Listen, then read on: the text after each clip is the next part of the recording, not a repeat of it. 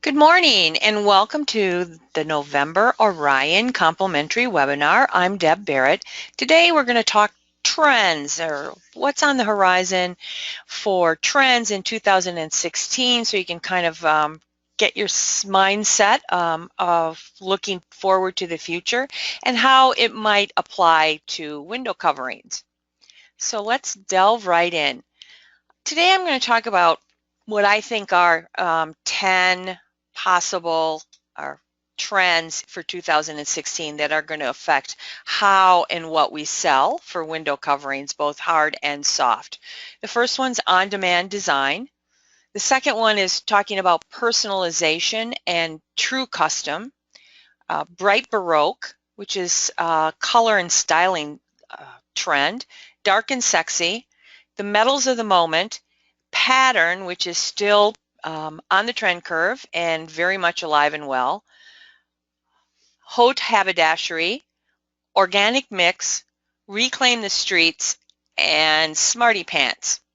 So first of all, on demand isn't as much about a style interpretation or a color direction as it really is about what's happening with technology and how it's affecting the design industry as a whole and specifically the window covering industry. What we're seeing is lead times are shrinking. We're seeing clients wanting instant gratification. I often see on social media at this time of year, people are posting on Facebook, yep, got a call today, somebody wants something by Thanksgiving. The point here is that's the way the customer wants to buy and wants to design. And we can complain about it as much as we want, but that's not going to change the fact that that's what she's expecting. So if she doesn't get it from you, she's going somewhere else. So I guess what I'm saying here is when we're talking about lead times, instant gratification, maybe that DIY customer plays a little bit into it, and then how tech is enabling all of this, we really need to take a hard look at how we do business and what our business model is and adapt to it for that consumer behavior. So a couple of ways to do that, and I think that if this isn't on your radar screen, it certainly has to be, particularly from any surface, is digital printing. What you're looking at is a digital printer that was set up in Mood in Brussels in September, and they were actually printing fabrics. So it's basically on-demand printing. You print off of a CAD or a digital assets on the computer, and the fabric prints out. And so a lot of these licensing collections, private label collections, limited edition, curated collections are happening through digital printing. It also will lead a little bit into the personalization, as you'll see in a minute. So definitely think about how you can use digitally printing to your advantage. One way might be with Guildery. This is Guildery. All those fabrics behind her are digitally printed. And this is Shane Riley. Some of you might know the name because she started the Decorati design platform and sold it to Gilt Group for millions of dollars. Now with her partners, and one of them happens to be a guy who is doing digital printing and also sold his company to Shutterfly, they've teamed up to do these custom colorways in digital printing. And they're not only doing draperies, cushions, accent furniture, poofs and ottomans, cut order by the yard, and again, it's on demand. She's just one of many that are out there. So you definitely consider those kinds of things. Here's another example of digital printing. This is Lolly Design. All of these prints have been done digitally. Oops. Personalization. This is really about true customization and one-of-a-kinds. Also what plays into this trend is what I call luxury craft. It's very authentic. It's almost art. So instead of buying a major piece of art or an original, the customer is buying original pieces of furniture or design pieces. It also kind of filters down into what I'm calling ownership, and from that is sort of that personalization, monogramming, you know, because a monogram is about ownership, not about branding yourself. And with the way that ownership is changing and it's fractionalizing in today's economy, it's becoming important to say, this is mine, or this is, you know, this is personal to me. So this really plays into our wheelhouse as designers and window treatment people, because it's not about the customer, you giving the customer three choices and saying, which color do you like best? It's really about doing something truly custom for her. And that's where digital printing comes in, or 3D modeling, or, you know, customizing even ready-mades, if you will, for an example, because she's getting a one-of-a-kind. It also is about looking for those secret sources and those designers and small boutique, emerging boutiques that are out there that can give you really interesting looks, because that's what, you know, they're looking for. So, you know, for example, from us at Orion, on the left, this happens to be a ring that we customized for a client. You know, we can do any kind of customize. It's all done in LA in our production facility. And so if you dream it, we probably can help you make it. On the other side of it, we can also, it's becomes part of that sort of finish story, if you will. So when you're doing color matching or one-offs on colors, whether you're using a Benmore or a Sherwin-Williams or a Faro and Ball or whoever it might be, we can match those colors. You can even send us a fabric swatch and we can come up with a finish for those rods. The third one is Bright Baroque. This is about elaborate patterns, a theatrical mix, jewel tones, rich saturated color, lots of curves and flourishes, and this happens to be a great example. But if, for those of us that are in the window covering industry, if you look really closely, you can see that there's a issue with the way that they match the pattern, but because it looks like it was a half drop, but no matter. This kind of speaks to this sort of glammy, bright Baroque color story and style story that's happening out there. It's velvet, it's nail heads, it's fabric. Maybe it's going to lead us into upholstered rods. This is a great example of a mood board and how we would sell bright Baroque. This is manual canvas. Also playing on the whole blue color story. As you know, indigo and white is still important out there. These are bright pop fabrics, so this is a damask but done in fluorescent colors and kind of deconstructed and overprinted. These are neon brights from Draper Hardware from Byron and Byron, but there's no reason that Orion or any of the other manufacturers that you deal with that do custom matching can't do a rod like that for you if that's what the story that your customer wants to work in. Again, it's a high contrast kind of mashup. As part of that, trim is definitely back. And if you have been in any of the clothing stores, you know that you need to have a piece that has fringe on it, whether it's on the bottom of a jacket, a boot, a top, a neckline, fringe, tassels are definitely coming back. So how can you interpret that onto the window in 2016? Remember, the client's wearing it, she'll probably gravitate toward it in her home. Here's a little cleaner version. This is Dadar in a Roman hotel. I believe this is in Rome. But again, it kind of speaks to that updated, fresher, bright colors. And look in the back. By the way, this is signaling a fabric that we're definitely seeing coming back onto our radar screen, and that's moire. Dark and sexy. So dark and sexy about smoky looks, dark tropicals, as you evidenced by this Demore Studio carpet. And it's offset with shiny accents, exotic looks, exotic woods, if you will, lacquers, to kind of, really pump it up. This is a printed velvet that's a bit more traditional, but definitely falls into that because there's a lot of dark grounds happening in the dark and sexy trend. This is from Decobel, an Italian manufacturer, but this is a perfect example. Lacquered wallpapers, lacquered walls, gold accents, silver accents, high contrast. Or if you're looking for something a bit more with a 70s vibe, it might be this type of look, wood paneling, right? 70s family room, but that's actually faux fur on that button tufted channel sofa, and then kind of mixed with rustic chunky, but then with some bright brass. It's sexy rustic, I guess, is, you can put lots of different names to it. Black is a big story, obviously, and dark grounds when you're talking about this particular trend. This happens to be in the center. This is a pleated wool fabric from Ann Quinn. And then over here from TMS Menagerie is a black lacquered cornice that has almost sort of a sheared look to it, but done in wood. This on the left is actually leather wrapped. These are door hardwares. I believe they're from Rocky Mountain Hardware.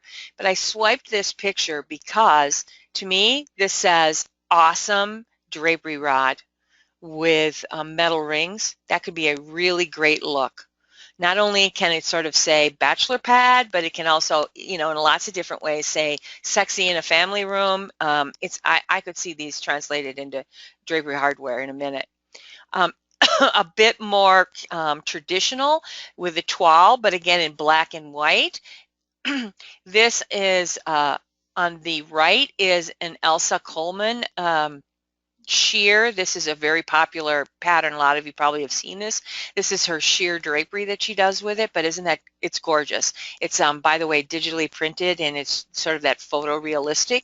And then this might give you an example of the colorway. So it's kind of, again, smoky, charcoals, grays are getting darker, black, but black has a different undertone to it, and it's more complex and sexy, certainly in the greens, in the teals. There's a lot of gray to it. It's not a bright hue.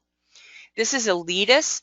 This pattern repeat is huge because, again, when we're starting to talk about pattern, we're seeing lots of things blown up and overscale and bold. This is a sheer fabric by the yard, and I love it on a dark ground. When was the last time we started seeing dark ground sheers? Gosh, maybe, the 80s?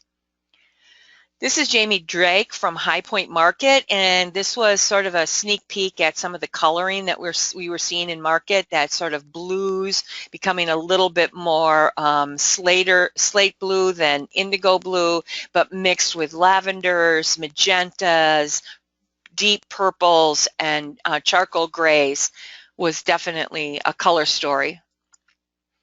But it might also translate into this Roman shade.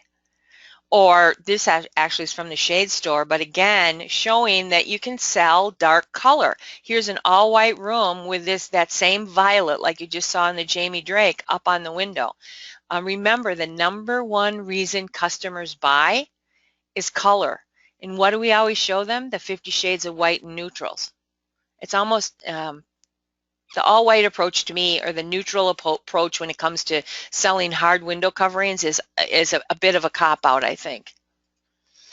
This is an example of sort of where that look evolved from. This is from Barbara Heiganen. This isn't from the 1970s, and she was the founder of Biba and the whole twiggy London design aesthetic that really is coming back in with that 70s vibe. So it's kind of nice to know where the roots are coming from. London is having a moment when it comes to design these days. Metals of the moment. Well, if you don't have a brass finish in your drapery hardware, you didn't get the memo. It's all about unlacquered, or shiny bright brass. It's definitely starting to peak. What's coming in to replace it is coppers. I know we saw a lot of copper a year and a half, 2 years ago, but it was this sort of bright, shiny copper and it looked cheap.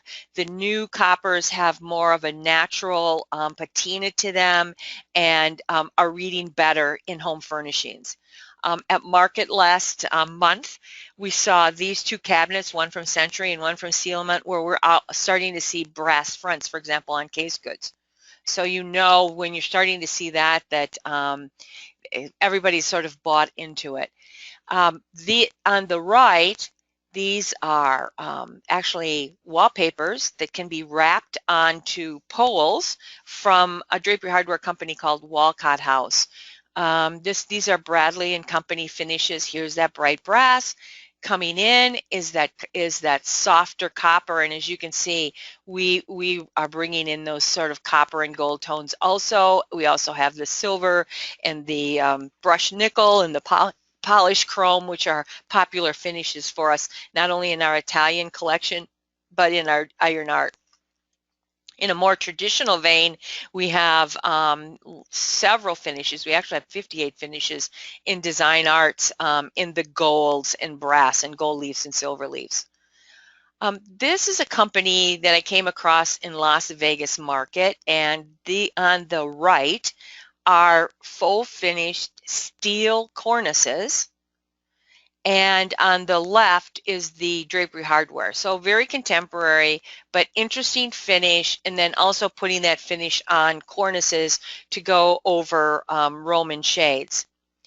Part of this, metal of the moment is the gold rush, as I'm calling it, is whether it's in textiles, whether it's in surfaces, whether it's in tile, metallics. It's all about warm, soft golds, rose golds, brasses, and silver. When it comes to silver, silver is morphing a little bit out of that brushed nickel, polished chrome into sort of this liquid silver look. This is an example of, this is actually paper wallpaper, but it looks like tin ceiling. It's an embossed paper from ELITIS, but you can see that you sort of have this liquid feel to it. It's also coming from the kitchen and bath because there's a lot of tiles that have that same feel to it. This on the right is actually, it's a very, very fine, for lack of a better word, solar screen. It's from Creation Bauman, but as you can see, it drapes and it has a hand, and it's a double weave. It's a double weave in the sense that there's a the wep and the warp are using different different fibers. It is a metal fabric, and I think they're using aluminum on the back or black, but it comes in brass, copper, and it is suitable for draperies. That's an example of a ripple fold, and it's gorgeous. It's just a gorgeous fabric. So it doesn't always have to be about your drapery hardware, right? On the left, this is a French designer that we found in Maison et Objet, and she's doing all these metal fabrics, and they're soft and they're sheer. She's weaving them, and then she's kind of, in some cases, dip dyeing them. She's letting them tarnish and oxidize, and they have these really wonderful filtered looks to them when you put them up at the window. Part of that metal is the crystal lucite story and the mirror story. On the left, this is the new collection from Cynthia Raleigh for Hooker Fabric. It was probably there are several pieces in her collection that were the hit of market, but again, you can see that silver leafed, antique mirrored, mixed with the bright brass, and then also, to kind of transcend and bridge that glamorous look, you've got our Italian collections with the Bohemia crystal finials. This is Courtney Cox's room for the Washington, D.C. show house, and notice up there, talking about golds, she used a bright brass rod on these stationary drapery panels.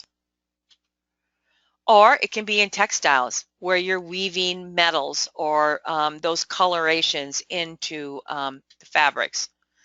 And as I mentioned, lucite, lucite, lucite everywhere. So get lucite on your radar screen when it comes to drapery hardware. Design Legacy has a lucite rod. United Supply has a great one. Here you can see this is the Bernhardt bed with the brass corner pieces. So you could do lucite mixed with brass, mixed with silver, but definitely find a supplier because your customer is going to be asking for it. And again, it's about that sort of, liquid look, whether it's textiles and or drapery hardware. Here is a Scaldino done in a wonderful gold penne velvet. Again, these are some of the shades with those cornices that are done over it. As you can see, the cross hatching, the rounded piece, the sort of South by Southwest kind of Indian Navajo piece. And then these, by the way, are leather Romans that they do. Pattern. I thought before I showed you some examples of where pattern's going next, I want to show you how we got there in this small sort of case study. So several years ago, florals came back on, texture and tone on tones were kind of ruling the day, and florals started entering the picture, and that whole idea of pattern scheming and finding a statement print, and now it's taken itself to doing a statement wall, if you will. So florals first came into view. Then the floral changed to sort of like darker florals, which was the precursor to that dark and sexy look, if you will, which then moved into toiles and plate prints, and finally into chinoiserie, which is where we're at, right now. So you've got florals into the dark florals. This is bluebell gray, or into toiles, as you can see everywhere, in toiles even being used to do pattern mashups, into plate prints and trumped oil effects, if you will, to chinoiserie. This is Thibaut. And then really where it's leading to is more impact and pattern mashups. So when I talk about impact, I'm talking about it's happening graphically. Again, part of that is because of that 60s, 70s vibe that's an undercurrent and that sort of mid-century looks that are out there. As you can see, what the small fabric sample that I have on the right is from Dadar, and it's actually through Dadar, but it's an Hermes for the home, and the pattern is called Cavalier. But it's like they're really large scale, they're really interesting. It's not fretwork, it's not chevron, it's taken on a whole little bit of a different twist. It's also multicolored, more so than some of the where we started with frets and that type of thing with chevrons. This is Design Legacy. This is their ready-made drapery program. Look at the scale and the look. Actually, these are all digitally printed. These are all either vintage pieces that have been printed digitally, or this one on the left is from Kelly O'Neill. It's an original piece of artwork that he digitally printed on fabric and made ready-made curtains of. So, hey, you've got a client, and again, it might not be every client, but you have a client who's, a collector, a connoisseur in something, is an artist themselves. What better way than to digitally print one of their prints on fabric for them? I mean, that could be awesome. Here's another example of rooms with, that pattern and mixing and matching.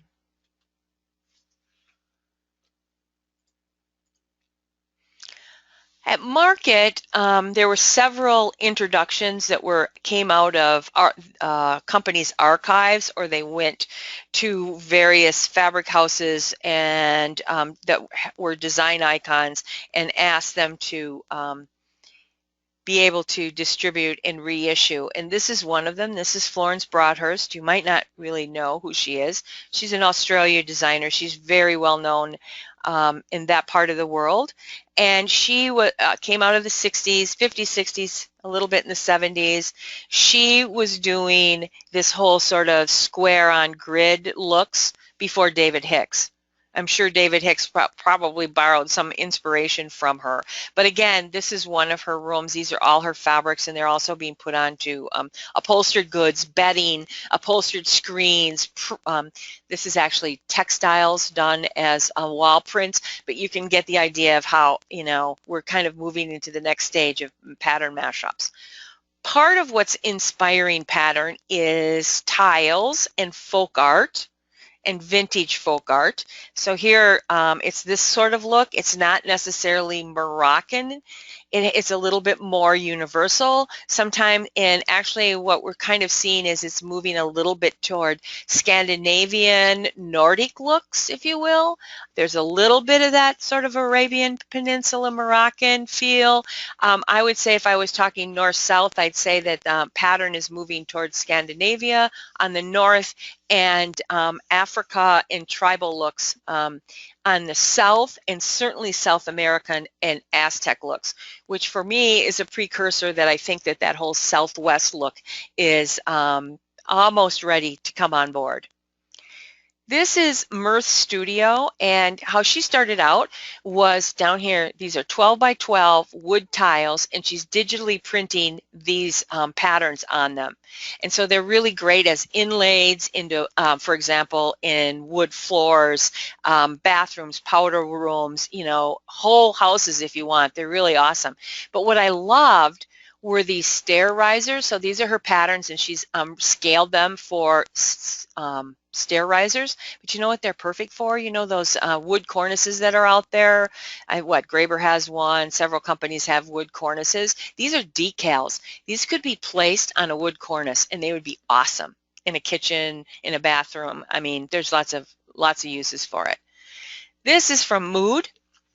This is Textile Weber, which is a Spanish company, and as you can see, totally about tile inspired. This is their new fabric collection that we saw in Mood in September.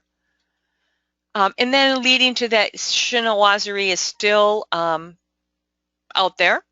You're still going to see a little bit of it, and what that sort of translates into is not only toiles, and I mean, you know, the dragon pattern from Schumacher is, I think, their best-selling pattern of all time, and it's been recolored and picked up by umpteen people. It's awesome.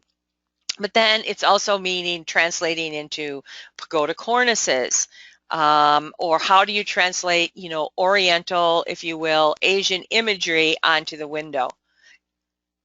This is Eric Kohler for Cravat.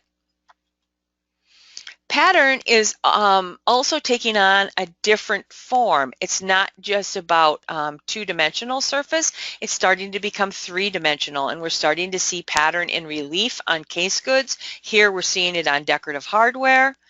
So it's taking on lots of different directions. Next trend, haute haberdashery. It's all about menswear. This was a show house room in Paris that I was at last month, and I got to tell you, I got all kinds of great inspiration from it. This wall upholstery was awesome. These are brass bars that were cut and applied to the wall with small angle irons, and then these pieces were individual panels that were upholstered, and then they were velcroed into the spaces. So you got this sort of fragmented wall upholstery look. Loved it, loved it, loved it.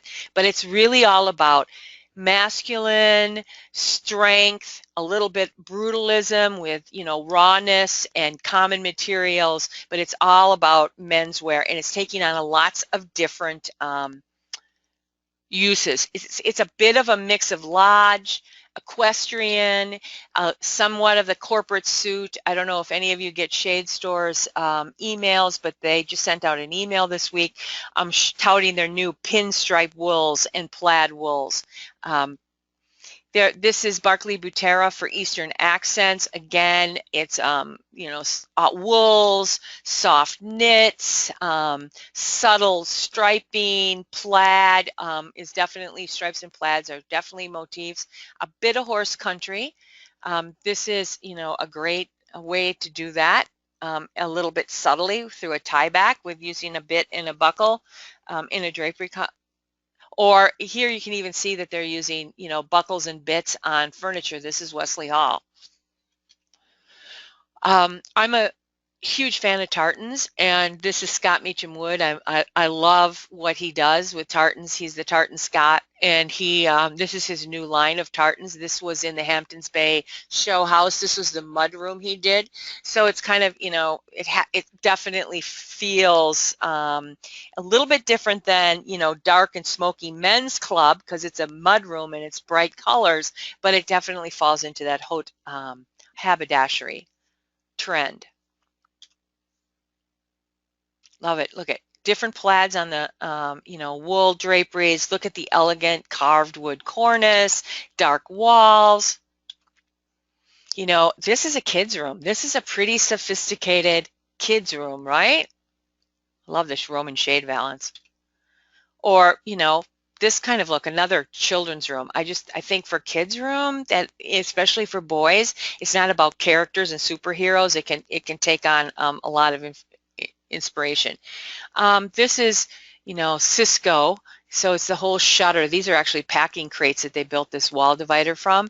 But this is Janso shutters with these metal pieces that overlay into the tape, and it also has an architect's headrail on it. We saw them in Maison et Objet last month. They had beautiful, really wonderful leather and lacquered and high gloss finishes and dark black mixed with polished chrome shutters and wood blinds. This is Anne Gish, and part of this whole sort of haberdashery is not only stripes, as I mentioned, but houndstooth. This fabric was all over the place in lots of different colors at High Point. It's also about grommet. So if anybody's been shopping for fall, you know that you got to have a grommet or in some place, whether it's on a neckline, an arm, a shoulder, a hemline, in apparel, and it kind of falls into that whole menswear idea: rivets, studs, grommets, and then here's a cabinet. So I guess grommet draperies aren't going away. More Eastern accents from Barclay Butera. Then this sort of organic mix. It's some man-made and some nature-made, kind of a mashup of those two. It's organic materials, it's rustic looks, it's chippy paint. It can fall in a lot of different, it's sort of that whole nature-inspired trend that kind of like falls in lots of different places. This is a linen, which is, this is actually a full leather tape that's on it. So you have this mix of linen and leather. Here, this has a sort of illustrative quality. This was actually a polyester, as you can see in the close-up. And so it was an embroidery, but it gave you this sort of illustrative, botanic feel to it. This was absolutely gorgeous. This was an all-over embroidery, and as you can see, using soutache. I mean, the amount of work on that is crazy amazing. But wouldn't that make, I mean, that is something that has to be flat, not with a lot of fullness, but it was a gorgeous fabric. So texture is definitely a really important part of it, and it also moves you into some of those ethnic looks. So whether it's fringes, tassels, raw edges, chunky knits, frays, you know, it's all about texture when it comes to the organic mix. This is actually the United Nations, and this is a curtain that was done. These are all porcelain beads, and they're knotted into a curtain, and it was done by Helle Jongerius for the Dutch government, and it was gorgeous. But again, sometimes it's pleating, sometimes it's chunky knits, chevrons. Here you've got, this was a knit piece of fabric, and then these were stitched in, so they were maybe about 3.5 inches, and so they curl because they're knit, and then they were stitched in almost like you know, like a ruffle, but not with fullness to it. Or origami looks. This is Pietro Seminali. These are his fabrics and then his Roman shades. Aren't they gorgeous? Again, texture, smocking, more texture, quilting, cable knits, sweater looks, origami, folded, dimensional, facet surfaces. And then Reclaim the Streets. It's again a bit of a offshoot of the organic mix, but it's the upcycle, the chippy paint, the eclectic kind of boho hipster chic look that's out there, and it's going in a couple of different directions. Part of it is going urban, so it's like graffiti. This is Pierre Frey, and on the left is a painting from a graffiti artist that Patrick Frey purchased, and then he asked the artist to do a fabric collection for him, and they introduced it in September. It'll be coming to the States next spring. First of all, who would think that Pierre Frey, which is a very somewhat traditional French company, would be doing like urban art and street art? But again, it was beautiful, and it was really cool, and there, you know, it definitely has its place, especially if you're working with the younger customer. And again, you're talking about this is a piece of art. There's no reason you can't frame something like this and, you know, sell it to your client as art. It's also about sort of blending of different common materials that are out there on the streets. This zinc draped table is from Aiden Gray, or this traditional classic chair has wire mesh on the seat and on the back instead of caning. So again, wire plays a lot, you know, chain link, wire, mesh, screens, chairs. How does that translate? Is it a cornice? Is it drapery hardware?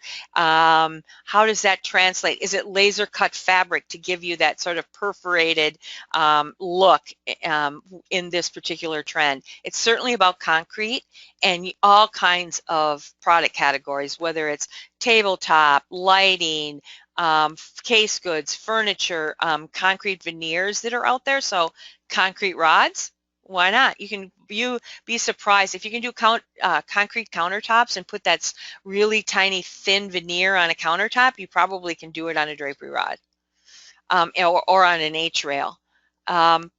This is a nod to it should actually, to be honest with you, this should probably be in the menswear, and to the whole idea of wall upholstery. This is MD International. This is a ready-made company, and all of these looks are alpaca, and the price point is pretty amazing. So sorry for that. Smarty pants. Well, Smarty pants is the technology aspect of it. It's smart textiles, it's motorization, it's home automation, it's cord safety. And as some of you know, I posted in social media yesterday that tomorrow night on ABC, either Dateline or 2020, they're going to be doing a documentary/report on the hazards of corded window coverings in home. And that report and how that report is spun is going to go a long way probably with the CPSC to decide how they're going to rule on regulating our industry. So that's definitely on our radar, because if they're going to ban accessible cords, we've got to move into motorization, and we have to start looking at affordable motorization options for our clients and asking our manufacturers to come up with that. But also, our clients are still moving to that whole smart house, home automation kind of scenario. It's what I call plug and play in soft and textiles. It's things like certain finishes and nanotechnology and things that are out there on the market right now that are seamlessly integrating technology and smart textiles into our window coverings. We as a industry, on my point of view, or in my opinion, are very much behind the 8 ball when it comes to innovation. If you look at the way that other industries innovate and in the time frames and you know, product categories, we are so sorely lacking. When was the last time we had an innovative window covering come to the market? We're showing the same old thing, and for them, a new product launch is adding 6 new neutral colors to their cellular shade line, and it's a refresh. It's not a product launch. So you know, it also falls, Smarty Pants also falls into the way that we sample, sell, and present also.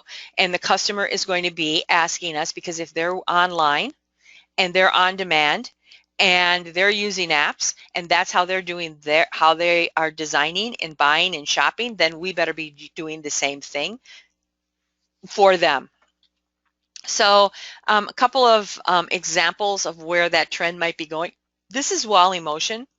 This is an emerging designer that I found in Mood last month or in September. These are textile discs, and some of them are actually embroidered with electroconductive thread. And then, as you can see, these are LEDs that hook into it.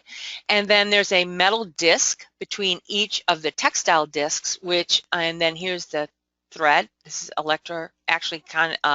conductive thread. And it, hooks everything together electrically, and it acts as a speaker. So you can play your iPod, and then this becomes a speaker, but it's actually on the window.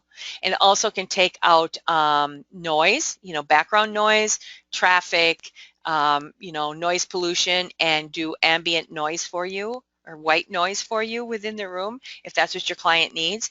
These are the prototypes, and she actually had several manufacturers in Europe approach her to build the system. So basically, it's almost like a DIY. You buy X amount of discs that you need and conductors, and they are already embroidered, and then you can conduct it and put it together the way you'd like. This is, as you can see, roller shades. They're called the Northern Lights, and they're actually LED. They're blackout roller shades, but the screen material looks like the Northern Lights, and it's done with sort of an ombre fiber optic effect. So when it's down at night, it actually lights up the room. They're really beautiful. Of course, whether it's automation, maybe we don't need to have window coverings on the window in front of the bath, especially if we put smart film or smart glass on. This is a rug, and I know you're like, what do rugs have to do with window coverings? But I want to talk about the technology, because it could be very cool for textiles at the window. So this is a weaving technology that was developed. So when you stand here in front of the rug, this is what you see. This is the pattern you see in the soft light blues and grays. When you walk over here and step from this end, you see the orange starburst. So no matter where you look at the rug, it looks different. And the technology was developed to change the look of the rug from where you view it in the room. And here's another example. So imagine if you did this in textiles and your window treatment changed from where you viewed it, or your shade changed from where you viewed it in the room. Kind of cool, right? So that is it when it comes to trends on the horizon for 2016. Do we have any questions?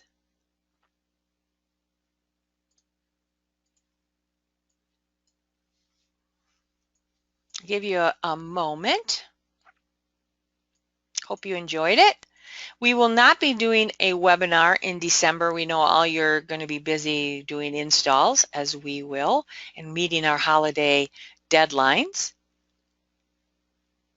Okay, no questions. Oh, wait a minute. Who was the first designer who did digitally printed shears? Oh, I don't know, Mary. There's been several of them. I've seen them for at least 7 or 8 years. We haven't embraced the digital printed technology like the Europeans and the rest of the world have. So I don't know who the exactly. Oh, the first one in my presentation, I'm sorry. That is a company called Guildery, Guildery, and the founder is Shane Riley. So thanks everybody for coming, and have a great holiday season. Sell successfully.